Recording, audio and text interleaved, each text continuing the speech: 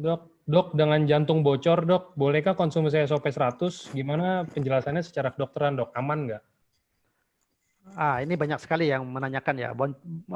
Jantung bocor itu memang kelainan organ ya, kelainan organ. Jadi bisa memang dari sejak lahir sudah bisa mengalami hal yang seperti ini, ataukah ada penyakit jantung yang memang didapat gitu ya. Ya, tidak ada salahnya memang konsumsi SOP ya, tetapi SOP ini bukan untuk mengobati jantung yang bocor. Nah, itu yang perlu saya harus sampaikan ya.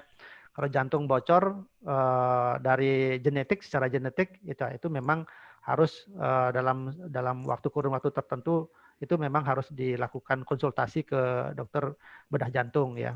Apakah memang harus dilakukan pembedahan ataukah tidak. Tapi kalau pasien-pasien yang mengalami jantung bocor itu akibat dari satu kebiasaan hidupnya, misalnya oleh karena hipertensi mengakibatkan jantungnya membesar ya, sehingga katupnya menjadi tidak bagus lagi, itu juga mengalami kebocoran ya. Mungkin istilah kebocoran ini adalah satu kelainan fungsi ya, yang seharusnya jantung itu dipompakan bagus ke dalam paru-paru, kemudian ataukah ke dalam seluruh tubuh, itu tidak mengalami fungsi yang membaik lagi. Nah, disinilah SOP itu sebenarnya peranannya bukan pada jantungnya, tetapi bagaimana dia memperbaiki sirkulasi yang ada di dalam pembuluh darah tersebut itu ya. Jadi sekali lagi tidak ada salahnya ya, tidak ada salahnya mengkonsumsi ini, tapi bukan untuk mengobati penyakit jantung bocornya ya itu. Ya. Oke, next-nya kalau sakit makula, dok, minum SOP 100 bisa membaik nggak? Ya, ini kan kelainan kulit ya. Jadi eh, kita punya patennya untuk skin improvement-nya ya. Jadi disilakan aja ya, tidak ada salahnya. Ya, kalau memang mau tambahkan dengan ursukusi ya, karena di sana juga ada paten juga untuk kulit ya. Ya. Oke. Dok, ini ada yang nanya, kenapa sih kalau habis minum SOP, kalau bangun tidur pagi itu batuk apa jadi berdahak gitu batuknya? Padahal sebelum minum setiap paginya itu mungkin biasa aja. Kayak. Eh, ya, masing-masing orang tentu memiliki reaksi yang berbeda pada tubuhnya ya. Jadi sekali lagi karena apa ya? Ya, respon yang dihasilkan pada seseorang yang meminum SOP ini berbagai macam ya. Yang kita ya boleh dibilang itu merupakan satu detox ya, boleh dibilang seperti detox gitu. Saya menganggap begitu. Detox itu muncul sebagai respon tubuh mengatakan bahwa organ organ paru-parumu aku bersihin loh gitu. Jadi semacam semacam memberikan sinyal saja gitu ya, semacam sinyal saja. Karena begini, SOP ini kan makanan kesehatan. Jadi tidak tidak mengakibatkan orang tersebut sakit gitu sebenarnya. Ya. Oke. Tetapi kadang ada kondisi pasien tersebut memang harus merasakan rasa nyeri, rasa tidak nyaman pada tubuhnya. Nah, inilah yang saya anggap itu merupakan satu sinyal di dalam tubuh bahwa proses regenerasi itu muncul pada daerah itu.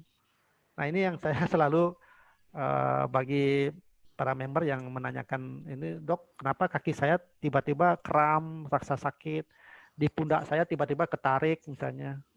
Saya sakit kepala saya kok tambah berat jadinya, sebelumnya nggak pernah sakit kepala dan lain sebagainya. Semua kondisi-kondisi tersebut dibilang setelah saya minum SOP kok jadi begini, setelah saya minum SOP kok jadi begini gitu. Nah, makanya saya bilang kalau kondisi itu memang berat sekali, ya memang berat sekali, rasa nyerinya memang berat, itu boleh ditambahkan dengan anti nyeri ya. Kemudian SOP-nya diturunin dosisnya atau mungkin bahkan di stop dulu dosisnya ya. Oke. Nanti setelah itu kita coba mulai dengan dosis yang kecil ya, agar respon tubuhnya itu bisa bisa sedikit demi sedikit akan beradaptasi gitu. Ya, itu aja saran saya Pak Angga. Oke. Ya. Oke, next-nya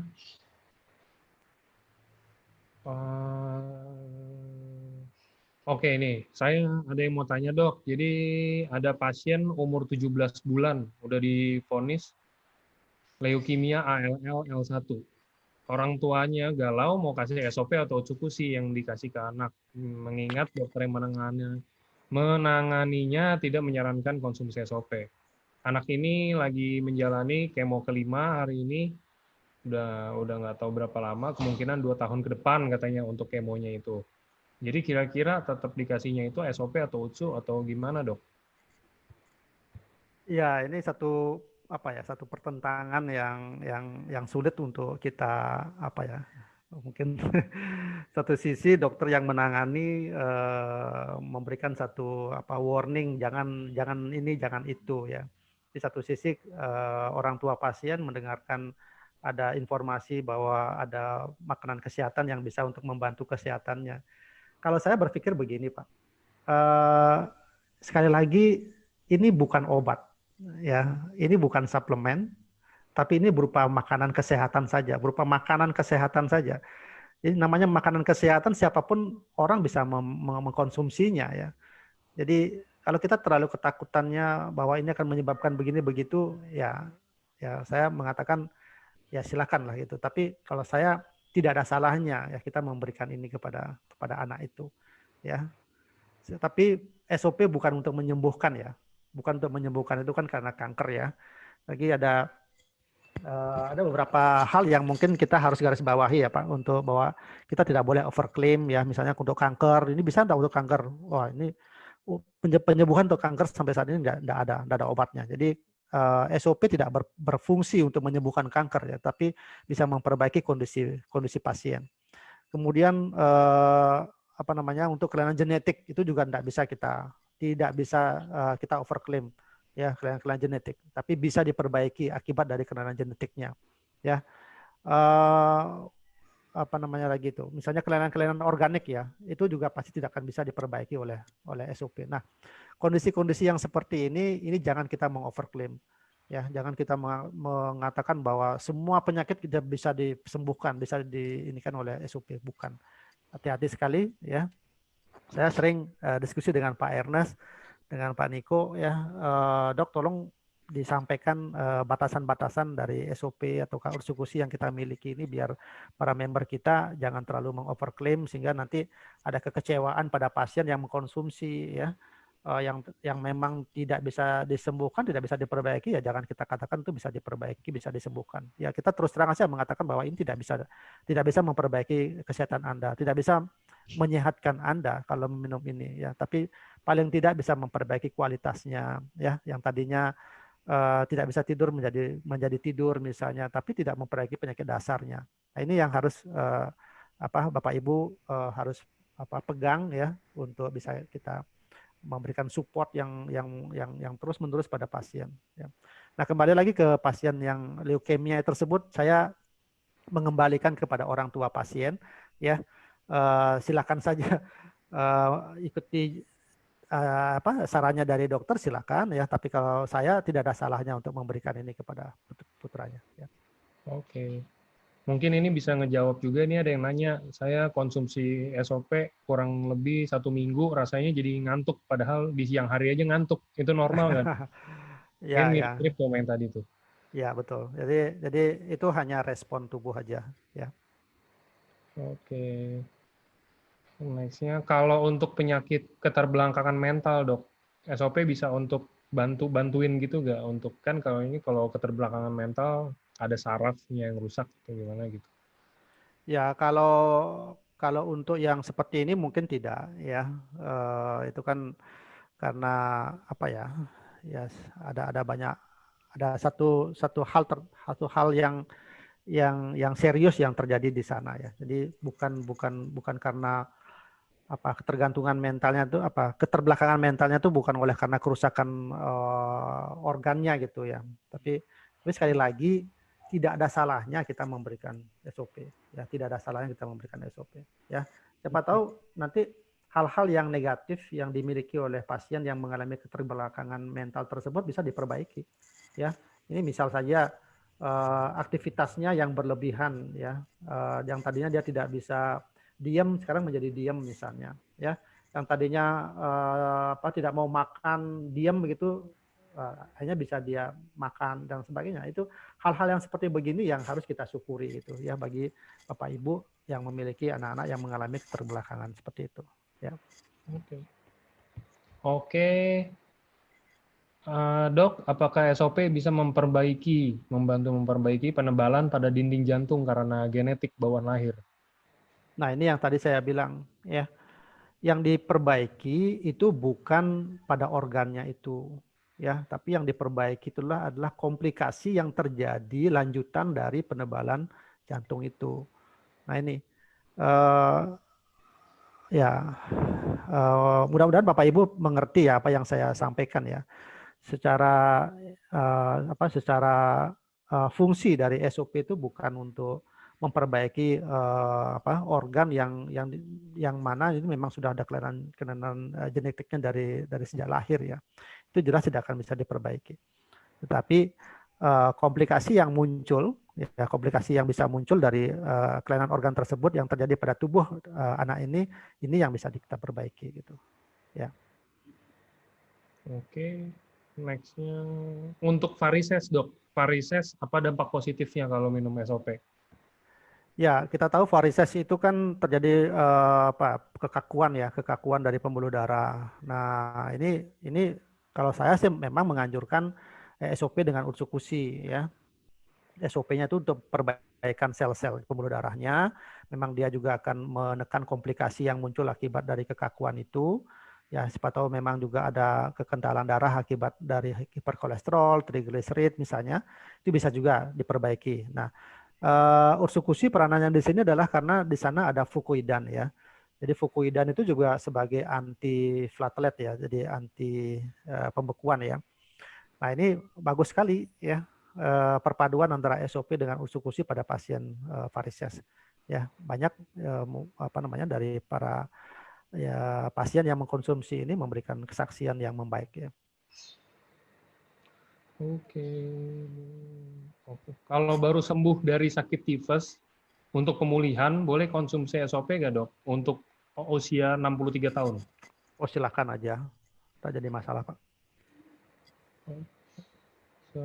Kalau untuk keratosis pilaris, cukup SOP atau harus kombinasi SOP dan UTSU, Dok? Keratosis Pilaris. pilaris ya. Kan di kulit ya. Kalau saya sih ya begini ya, maksudnya mungkin kalau istilah-istilah penyakit seperti itu bisa Bapak Ibu cari dulu di Google gitu ya.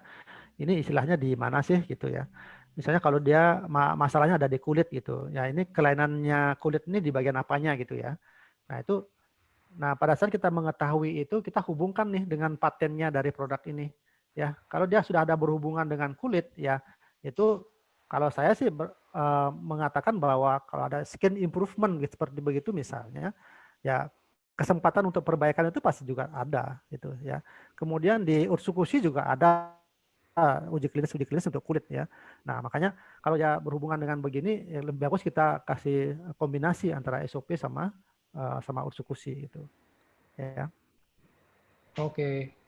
Ini ada yang ini kan bahan-bahan dasarnya SOP itu kan dari ikan salmon, Dok, dari salmon ovaripeptide-nya ya. Gimana kalau SOP itu dikasih ke orang yang punya reaksi hypersensitivitas pada yang kalau mereka konsumsi hewan laut? Itu ada nyambung, ada koneksi nggak, Dok? Nah, ini seperti tadi saya bilang ya, untuk membuktikan bahwa pasien tersebut ada mengalami alergi juga pada salmon ya mau tidak mau memang kita harus konsumsi. Ya, kita harus konsumsi, tapi cara konsumsinya mungkin kita memulainya dengan dosis yang kecil. Jadi supaya kalau misalnya nanti kita berikan satu saset misalnya, itu akan memberikan respon yang besar nanti pada pasien itu kan bisa mengakibatkan nanti ada shock ya. Kalau memang dia alergi sama itu, kalau alerginya cepat itu bisa mengakibatkan shock anafilaktik nanti. Nah, kondisi ini kan kita tidak mau gitu ya. Jadi saran saya bagi pasien-pasien yang memiliki sensitivitas yang tinggi terhadap ikan laut atau seafood itu, kalau ini kan juga namanya SOP juga terbuat dari salmon, ya hati-hatinya ada di situ pada saat pemberiannya. Itu Oke, Pak. Ya. kalau untuk tiroid, Dok, kira-kira minumnya SOP atau UTSU atau kombinasi, dan mungkin kalau ini bisa dikasih tahu berapa banyaknya per harinya. Ya, tiroid ini apa dulu? ya apa gangguan hormonalnya atau pembesaran tiroidnya kan saya nggak bisa memberikan advice ya. Ya, kalau bertanyanya mungkin yang lebih jelas ya Bapak Ibu ya, biar kami bisa memberikan memberikan jawaban yang tepat ya. Kalau nanti misalnya ini bisa di Japri aja, ya nanti saya akan bantu. Oke. Nah, ini ada yang jelas nih, sama kayaknya nih. Dia kanker tiroid. Kanker tiroid Ya, itu berarti samalah pertanyaannya kayak tadi, dia ya, ya. fungsi yang mana gitu. Kanker jelas nggak bisa ya. Kalau Hmm. kanker saya bilang tidak bisa mengobati kanker ya. Itu kalau ya, tapi sekali lagi kondisi-kondisi yang diakibatkan oleh kankernya itu yang bisa dibantu ya. Contoh misal kalau setiap kanker itu pasti akan mengalami kerusakan kerusakan sel-sel darah ya. Misalnya oleh karena kemoterapinya ataukah oleh karena memang kankernya sendiri gitu ya. Nah, itu kemampuan SOP-nya di situ untuk menghasilkan sel-sel baru, sel-sel darah baru, nah di situ yang diperbaiki gitu. Ya contohnya seperti itulah ya. Oke. Kalau untuk sinus, Dok, gimana, Dok? SOP, UTSU atau Ya ini ya. makanya ini sinus ini kan banyak banyak penyakit Pak enggak. Jadi Hmm. ada sinusitis oleh karena alergi ya, oleh karena sinusitis oleh karena infeksi ya, itu kan pasti beda-beda ya kita punya ini ya. Jadi kalau untuk yang Bapak ya atau Bapak Ibu yang menanyakan masalah ini nanti bisa di Japri ya, biar lebih detail saya bisa memberikan jalan keluarnya gitu ya. Di akhir sesi mungkin nanti bisa di-share Pak Angga nanti nomor saya ya, nanti Oke, biar Dok. Bapak Ibu bisa bisa menjapri ya. Oke. Ada yang nanya, Dok, kenapa harus ditaruh di bawah lidah? Disarankannya. Bagaimana prosesnya di dalam tubuh? Lebih efektif mana? Ditaruh di bawah lidah atau disuntik melalui infus? Ya, saya jawab yang terakhir dulu ya. Suntik melalui infus itu tidak boleh. Ya, suntik melalui infus itu tidak boleh. Ya, karena ini bukan bukan bahan yang steril ya, bukan bahan yang memang diperuntukkan untuk IV line ya, intravenous line ya. Jadi itu tolong hati-hati ya. Tapi diberikan melalui sonde boleh nggak? Boleh ya. Artinya yang langsung ke lambung itu memang memang di situ ya. Tapi banyak juga teman-teman yang mendapatkan tambahan ilmu, oh ini di bawah lidah bisa nih gitu.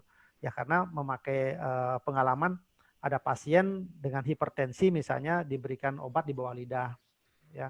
Nah, kenapa di bawah lidah? Ya itu karena pembuluh darah, sel saraf di sana banyak ya. Jadi cepat memang terserap di sana. Itu ya silakan aja sesuai dengan kenyamanan dari Bapak Ibu, yang mana saja boleh ya.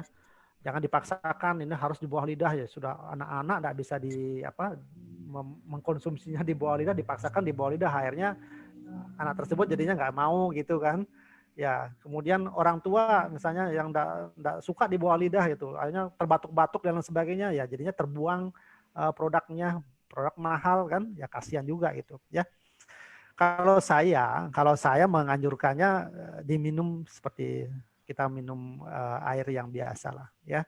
Itu hal yang lazim yang sudah kita lakukan ya. Waktu pagi ya sebaiknya memang perut dalam keadaan kosong ya. Campurkan ya 50 sampai 100 mili air ya. Campurkan, diaduk. Boleh nggak antara SOP sama ursugusi digabung pada saat di satu gelas yang sama? Boleh aja, orang itu makanan kesehatan kok gitu ya. Ya tinggal minum aja gitu ya. Nah, bagaimana dengan pasien-pasien yang mengalami gangguan lambung nih? Ya, saya sekalian aja dah menjawab, yang lain-lain barangkali ada yang nanya-nanya tentang itu. Ada mengalami gangguan lambung gimana dok? Gitu. Ya ini ada pertama ya diberikannya sesudah makan ya. Atau didekatkan dia dengan jarak makan ya. Itu boleh pertama ya. Yang kedua, kalau memang pagi-pagi tidak bisa sarapan, siangnya boleh nggak? Boleh, siang aja boleh dikasih ya. Nah, ada juga yang mengatakan, nah kalau kita berikan dia di bawah lidah, kalau di bawah lidah itu kan sedikit sekali tuh yang nantinya akan jatuhnya ke lambung, ya, atau lebih banyak terserapnya langsung ke pembuluh darah. Nah, jadi kan dia tidak masuk ke lambung. Nah, boleh Hmm. diberikan dengan cara yang seperti itu, ya. Pendekatannya ke sana. Jadi kalau namanya apa namanya orang yang mengalami gangguan lambung itu kan persepsi. Persepsi kalau sudah melihat cairannya berwarna kuning itu persepsinya bahwa wah ini pasti akan asam, banyak banyak mengandung asam.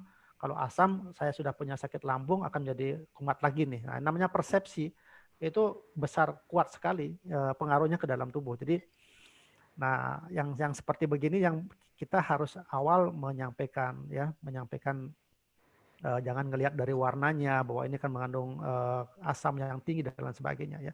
Ini harus kita dampingin pasien itu. Oke. Itu Pak. Siap. Oke, next ini gimana kalau untuk orang yang mengalami penurunan fungsi ginjal dan ada riwayat hipertensi dan katanya ada kista di ginjalnya, Dok. Itu SOP atau UTSU atau SOP? Ya, Ada. berapa hari yang lalu dokter Dr. Luigi ya sempat juga menyampaikan tentang penyakit ginjal ya, salah satunya tentang kista ginjal ya. Kalau kista ginjal itu memang satu gangguan terbentuknya cairan ya, kantong-kantong cairan yang ada di dalam dalam ginjal itu sendiri dan sehingga mengganggu fungsinya ya. Ini kalau kondisi seperti ini memang jelas tidak bisa tidak bisa memperbaiki kista ginjalnya ya, tetapi sel-sel yang rusak akibat dari kista ginjal itu yang bisa diregenerasi ya. Jadi sisa ginjal yang masih bagus itulah yang dipertahankan, paling tidak dipertahankan fungsinya ya, dipertahankan fungsinya sehingga filtrasi ginjal tersebut masih tetap bagus ya. Fungsi dari ginjal tersebut masih masih tetap bagus sehingga tidak jatuh ke dalam gagal ginjal kronik yang mengakibatkan memang dia harus cuci darah ya. Jadi saya sih lebih banyak menganjurkan untuk minum SOP saja ya, karena untuk kemampuan regenerasi selnya itu. Saat ini sedang saya juga ada punya pasien ya yang dengan kista ginjal yang sudah mungkin 30 tahun, 40 tahun dia sudah menderita itu. Saat ini sedang mengkonsumsi SOP.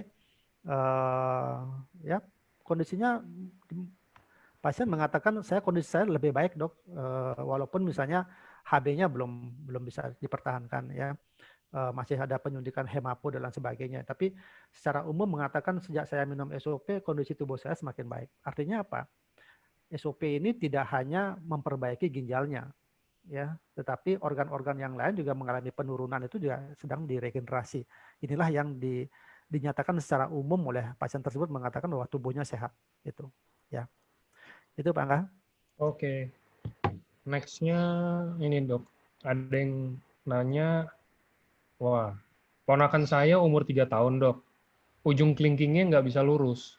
Kata dokter pernah ada periksa, katanya ada ganjalan di persendian dan harus dipotong jarinya.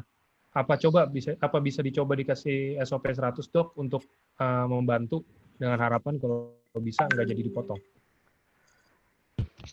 Iya, ini kelainan-kelainan yang organik ya. Apa namanya? Ya, kalau misalnya orang tua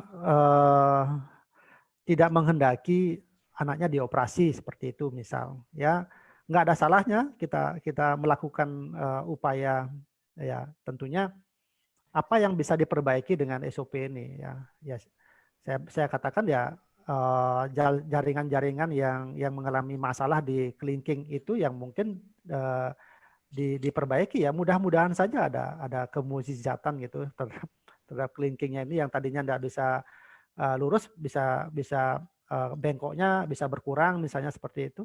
Nah, ini kan satu hal yang luar biasa ya. Dicoba aja kalau memang tidak ingin dioperasi gitu ya. Itu aja ke ini saya. Oke.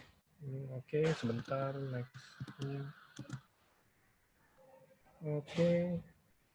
Anak Oke, ini anak saya umur 10 tahun, kecelakaan, kaki kirinya dioperasi dan pakai pen di pinggul. Keluar cairan bau di sela-sela gips dan demam. Itu kira-kira konsumsi SOP atau Utsukushi, Dok? Dan berapa banyak nih, kalau bisa Ya, dibantu? kalau sudah muncul bau dan demam itu menandakan ada infeksi ya. Infeksi pada operasinya ya. Nah, kalau kondisi yang seperti ini tolong segera ditindaklanjuti ya. Terapinya bukan mendahulukan SOP atau ursekusi ya, tetapi ini harus dibawa ke rumah sakit ya untuk dilakukan tindakan lebih lanjut ya. Jadi harus nanahnya tersebut harus dikelola. Apakah dilakukan operasi ulang atau dibedah ulang, misalnya untuk pengeluaran itu, ataukah diberikan antibiotika itu kan nanti tergantung dari penilaian dokternya. Ya, nah SOP maupun ursekusi bisa berperan di sini enggak? Ya, ini bisa mensupport ya. Kalau seandainya infeksinya tersebut sudah ditanggulangi. Ya, jadi kombinasi antara antibiotika ataukah tindakan operasi yang dilakukan pada pasien ini ditambah dengan SOP maupun ursekusi itu kan memberikan hasil yang lebih bagus. Ya, jadi bukan meniadakan tidak pergi ke rumah sakit atau tidak kontrol ke dokter, tapi lebih pada SOP maupun ursekusinya itu tindakan yang salah kalau saya. Dalam kondisi yang seperti ini loh ya, tolong dipahami itu ya. Kalau yang tadi ceritanya dari pasien ini saya wajibkan untuk ke rumah sakit atau kontrol ke dokter yang pernah menanganinya dulu. Ya. Oke. Oke, nextnya, oh ini tentang anak dok. Jadi apa? Kehamilan. Ada rekan kerja udah menikah sekitar 8 tahun tapi belum dikaruniai anak. Udah pernah cek ke dokter, katanya ada gangguan hormon di istrinya. Udah konsumsi obat-obatan herbal dan lain-lainnya, tapi nggak ngebantu. Nah, kalau mau konsumsi SOP 100 untuk terapinya, kira-kira dosisnya berapa per harinya, dok? Ya, dipastikan dulu ya bahwa memang benar ini akibat ketidakseimbangan hormonal ya. Kemudian kelainan fisik di kedua belah pihak itu tidak ada lagi ya. Kemudian kesuburan dipastikan bagus ya. Kemudian waktu kumpulnya juga sesuai gitu ya. Artinya pasangan tersebut melakukan hubungan pas pada saat istrinya pas masa subur gitu ya. Nah, kalau kondisi-kondisi ini sudah dilakoni dan dinyatakan clear oleh dokter misalnya seperti itu, termasuk memeriksakan kondisinya dari suaminya ya, terutama dalam spermanya, kualitas spermanya itu sudah dinyatakan bagus seperti begitu, ya memang ada pengalaman ataukah testimoni beberapa pasangan yang tadinya lama tidak punya anak itu menjadi hamil lagi ya setelah mengkonsumsi SOP. Ya silakan mau dimulai dengan 2x1 ya ataukah langsung 2x2 ya itu silakan aja, itu masing-masing orang punya dosis sendiri-sendiri ya. Tapi minimal itu 2x1 minimal ya. Minimal 2x1. Oke, ini lanjut untuk ada lagi yang kayak hormon juga nanyanya. Umur 53 tahun wanita. Kalau minum SOP bisa menopause lagi, bisa menstruasi lagi nggak dok? Padahal udah menopause. Saya nggak bisa mengatakan dia akan haid lagi ya, tetapi komplikasi dari menopause itu yang dikendalikan. Ya, jadi rasa kecemasan yang berlebih, rasa panas, rasa kropos tulang dan sebagainya, rambut rontok dan sebagainya itu yang dikendalikan, itu yang bisa diperbaiki oleh SOP. Jadi bukan membuat dia haid lagi gitu. Saya kira mungkin bukan ke arah sana sih. Ya. Ini saya sakit mah dok, udah 10 tahun lebih, ada asam lambungnya tinggi. Kira-kira kalau saya mau coba mulai konsumsi SOP 100, baiknya makan dulu atau di sebelum makan dan dosisnya berapa banyak per harinya? Ya tadi saya sudah jawab ya yang sebelumnya ya. Untuk yang untuk dosis itu kalau saya sarankan dimulai dari dosis yang kecil dulu ya. Setengah saset dulu misalnya dalam hitungan 3-7 hari ya. Lihat perkembangannya, lihat kondisi respon tubuhnya. Kalau dengan setengah saset tidak ada rasa nyeri ya, tidak ada kembung misalnya ya boleh dinaikkan lagi 3/4 saset misalnya ya. Sekian 2-3 minggu misalnya seperti itu. Kemudian amati pasien sendiri yang bisa melihat perkembangannya itu ya. Nanti bisa dinaikkan sampai maksimal mungkin bisa sampai 2x2 ya. 2 saset pagi, 2 saset sore misalnya. Itu tergantung masing-masing pasien memiliki respon tubuh yang berbeda-beda. Artinya begini, ada pasien yang hanya 1x1 keluhan lambungnya membaik, ya berarti dosisnya dia ada 1x1. Tapi ada juga pasien yang dosisnya 2x1, ya minum 2x1 baru keluhan lambungnya lebih bagus. Nah itu dosisnya dia segitu. Ada juga pasien yang mungkin minum pagi 2, sore 2 baru membaik kondisinya, ya dosis pasien tersebut seperti itu. Jadi nggak bisa disamakan, ya nggak bisa disamakan. Oke, ini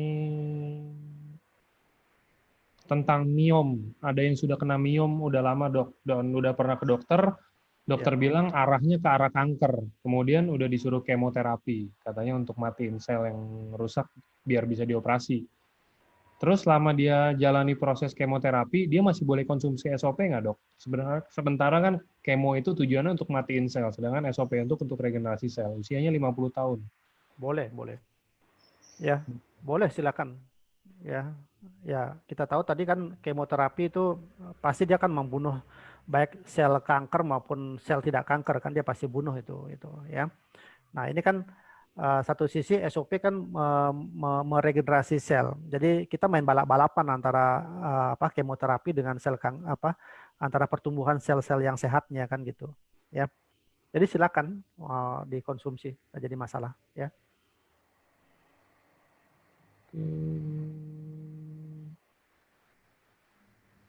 Oke, nextnya. Untuk anak yang kepalanya membesar akibat ada cairan, apakah bisa dibantu dengan SOP? Kalau dibantu boleh ya, bisa, tapi menyembuhkan tidak. Nah itu ya. Kalau hidrosepalus ya, oleh penumpukan cairan itu kan biasanya karena kelainan genetik ya, kelainan bawaan, bukan genetik ya, kelainan bawaan.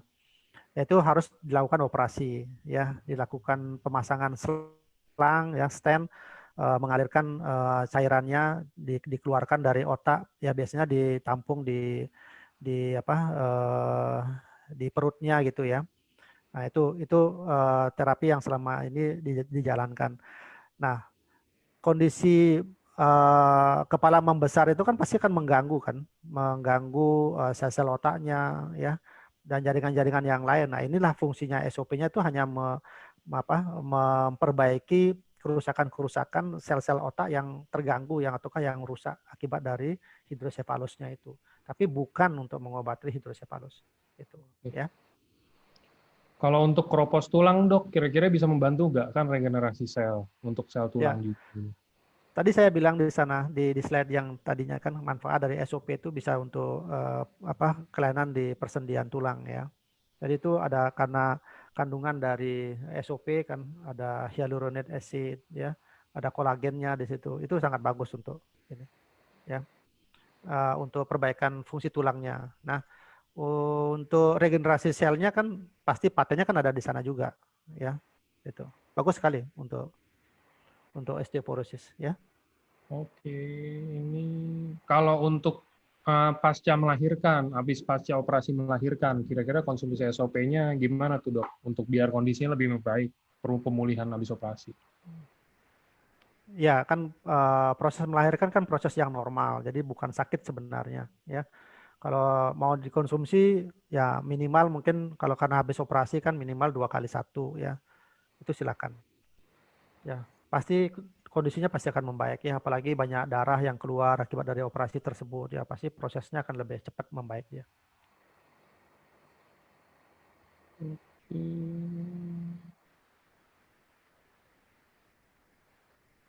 Oh ini, sore dok, kalau udah gagal ginjal, udah cuci darah, dan minum airnya sekarang pun dibatasin.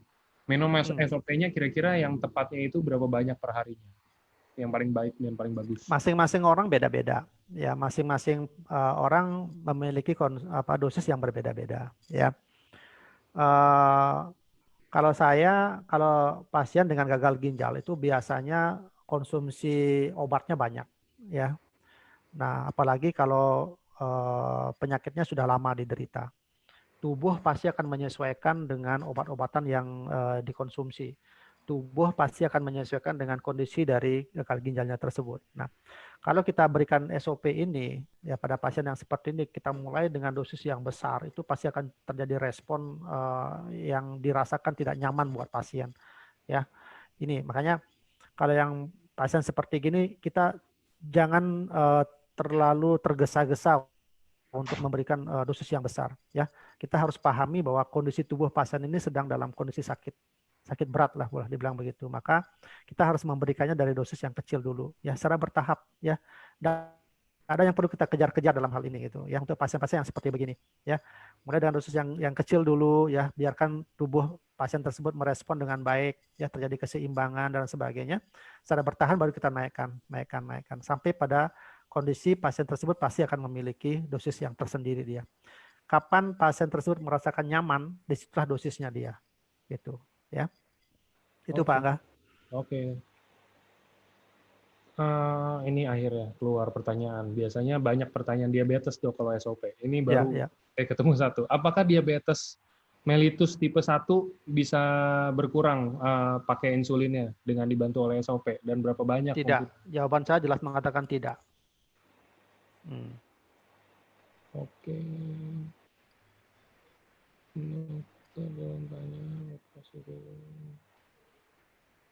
Dok mau tanya kalau misalkan buat ada yang varikokel, apakah minum SOP bisa membantu?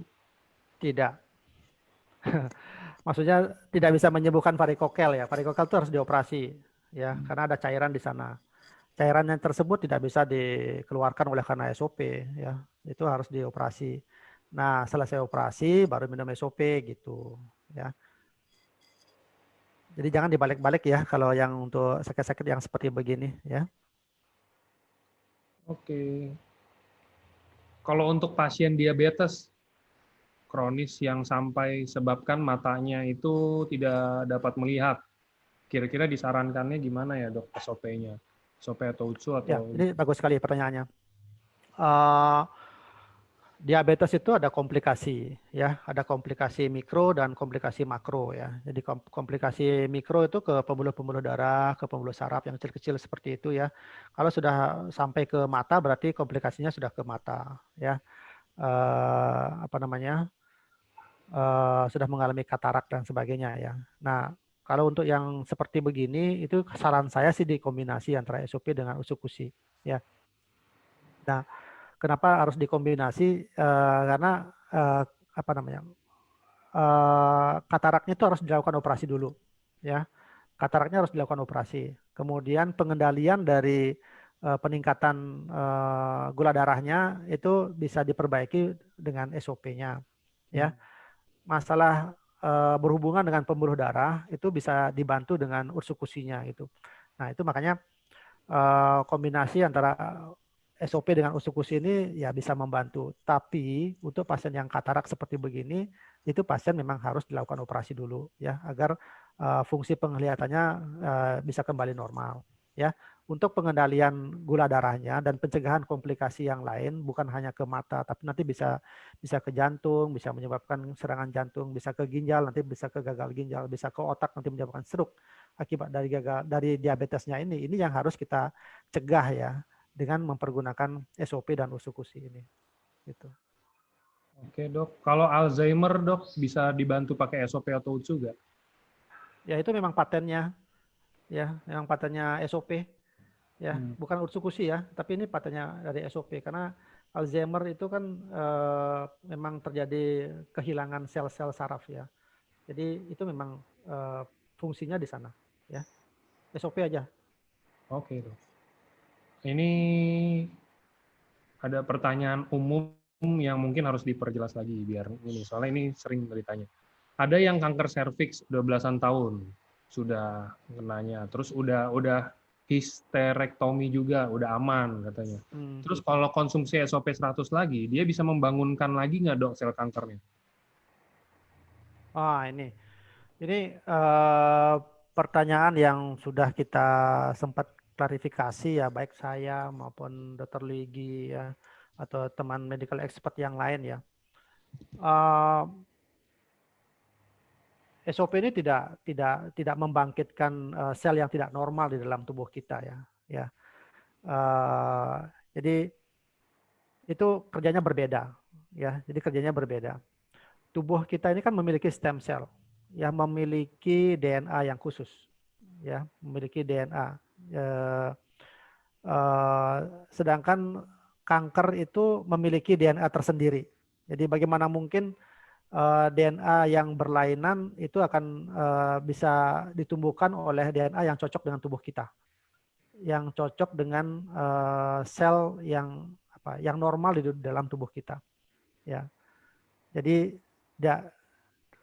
sedangkan sel kanker tersebut tumbuhnya dari hasil memakan sel-sel normal yang ada di sekelilingnya. Nah, jadi itu. Jadi dia tidak ikut mendapatkan aliran nutrisi dari apa yang kita konsumsi, tapi dia memang mendapatkan makanan dari hasil merusak sel-sel yang ada di sekelilingnya. Itu. Sedangkan tubuh kita yang normal begini kan memang dapat asupan nutrisi dari makanan yang kita konsumsi gitu. Jadi tidak ada hubungannya, ya. Oke. Ini mungkin saya cariin 3 pertanyaan lagi, Dok, ya. Ini soalnya kayaknya banyak banget dan ini juga kayak pertanyaannya semua Iya, mirip iya. soalnya. Oke, ini deh. Dok, untuk glukoma apa bisa terbantu dengan SOP 100? Glaukoma harus dioperasi. Ya itu dulu ya. Glaukoma harus dioperasi karena itu pasti akan penurunan tekanan bola mata itu harus dilakukan pembukaan celah lah istilahnya begitu kan, itu kan karena tertutup ya. Itu harus dioperasi. Setelah operasi baru kita perbaiki dengan kita bisa support dengan SOP. Ya itu ya. Oke. Ini Dok, kalau SOP gimana caranya bisa membantu hipertensi? Karena saya udah 2,5 bulan konsumsi SOP dan UTSU masing-masing 2 kali 1. Namun belum ada perubahan. Gimana saran dokter? Apa dosisnya mungkin harus ditambah atau gimana, Dok? Ya, saya harus menanyakan lebih jauh lagi. Nanti mungkin bisa japri ke saya ya, Pak, Bapak atau Ibu yang menanyakan ini ya. Ini perbaikan ini tidak hanya melulu tentang masalah dosis ya. Ya, tapi kita harus lihat dulu ke belakang. Ini sudah berapa lama penyakit ini yang diderita ya. Kemudian obat-obatan yang dikonsumsi selama ini bagaimana ya. Pernah nggak terjadi satu komplikasi yang muncul akibat dari ini, dari apa namanya hipertensi ini dan sebagainya ya.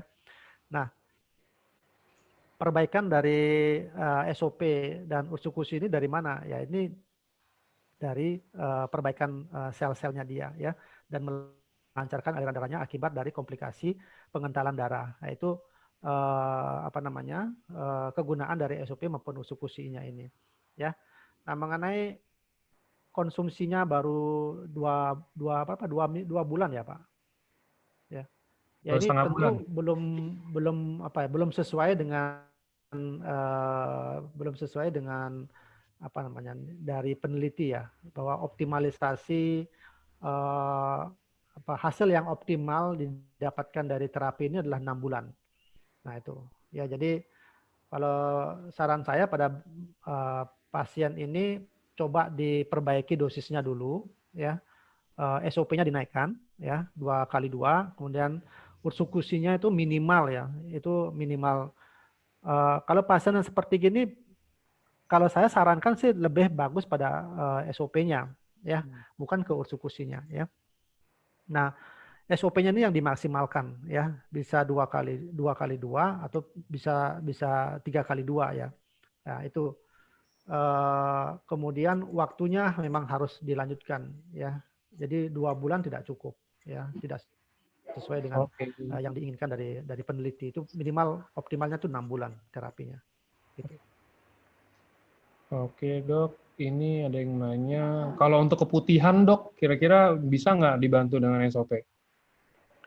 Ya keputihan itu kan kalau bisa dibantu ya, tetapi terapi utamanya dia itu harus penyebab keputihan itu apa. Ya, apakah dia bakteri, apakah dia jamur dan sebagainya ya. Itu harus terapi utamanya harus di situ ya. Nah, sedangkan SOP maupun usukus ini bisa membantu mempercepat proses penyembuhannya ataukah kerusakan-kerusakan yang terjadi akibat dari gangguan keputihan itu ya. Jadi gitu. Oke. Ini masih banyak Pak Angga Udah ini pertanyaan-pertanyaannya. last nih, kayak saya tanya. Udah rada ini kok, udah selesai dok. Oh gitu. Ini saya tanya, oke, untuk hernia, hernia dan apa ini hernia bisa dibantu dengan SOP atau UTSU ya dok? Hernia itu kelainan kelainan fisik ya. Itu sebaiknya dilakukan operasi. Ya, itu dulu yang harus dilakukan ya. Kemudian setelah operasi ya baru harus bisa disupport dengan SOP ya untuk memperbaiki apa namanya daerah yang dioperasinya ya atau akibat dari hernianya itu ya. Terapi utamanya adalah operasi kalau untuk hernia. Oke, kalau gitu udah sih dok kayaknya. Ini yang banyak pertanyaan tapi banyak yang double-double kayak Oh, sama-sama gitu. gitu. Ini kan udah terjawab sama dokter Buana ya. Jelas ini kan maksudnya Ya, general juga gitu. ya Oke, silakan buat para Bapak Ibu ya silakan japri ke nomor saya ya ke 0821 4413 0101 ya oh, ya. 0821 4413 0101 bisa di chat barangkali mungkin silakan Pak Angga untuk bisa Berapa dok? di ini. Nggak bisa ditulisin barangkali 08, 0821 oke, 4413 oke. 0101